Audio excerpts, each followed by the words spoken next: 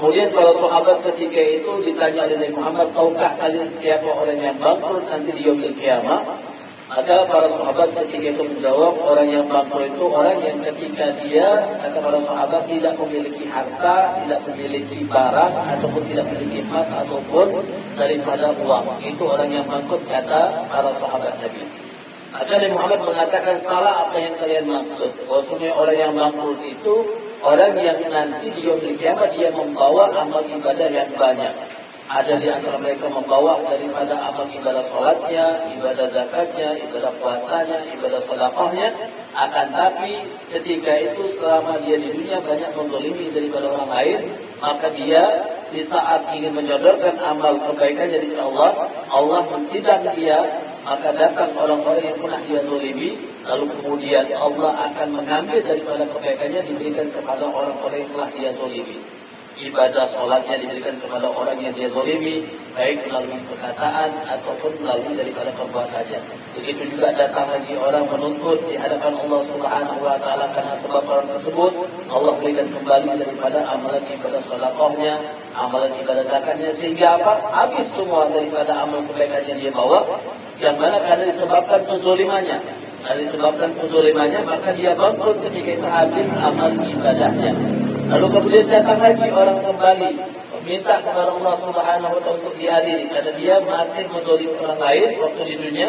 Maka ketika tidak ada lagi amal kebaikannya, Allah Subhanahu wa taala menarik daripada dosa orang yang dia zalimi diberikan kepadanya, sehingga orang tersebut bukan membawa kebaikan di sisi Allah, malah ada dosa di hadapan Allah Subhanahu wa taala. Lalu kemudian Allah masukkan orang tersebut ke dalam api neraka Allah Subhanahu wa taala. Yang ini ciri orang-orang yang bangkrut nanti di yaumil qiyamah. Yang awalnya banyak membawa amal kebaikan di sisi Allah, akan tapi karena sebab dia menzalimi daripada hambanya Allah, maka Allah akan ada yang namanya pengadilan dan pertanggungjawaban untuk mengambil semua daripada kebaikan-kebaikan yang sudah dia perbuat.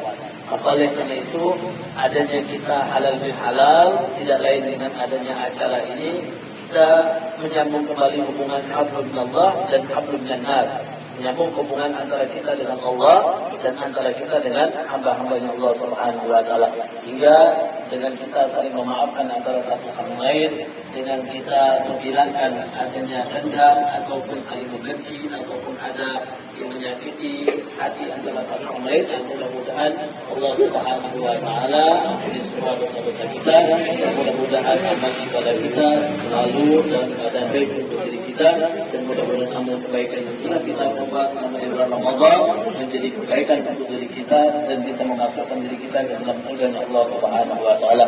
Mudah-mudahan kita semua tidak menjadi orang-orang yang bangkrut nanti di yaumil qiyamah, dan mudah-mudahan kita semua menjadi orang yang lutuf di sisi Allah Subhanahu wa taala.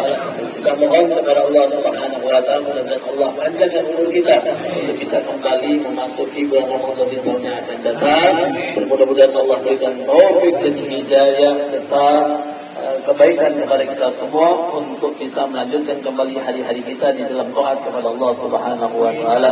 Kita mohon kepada Allah, mudah-mudahan Allah ampuni dosa-dosa kita, Allah angkat derajat kita, dan mudah-mudahan Allah jadikan kita istiqamah. Amin amin ya rabbal alamin. Wassalamualaikum warahmatullahi taala wabarakatuh.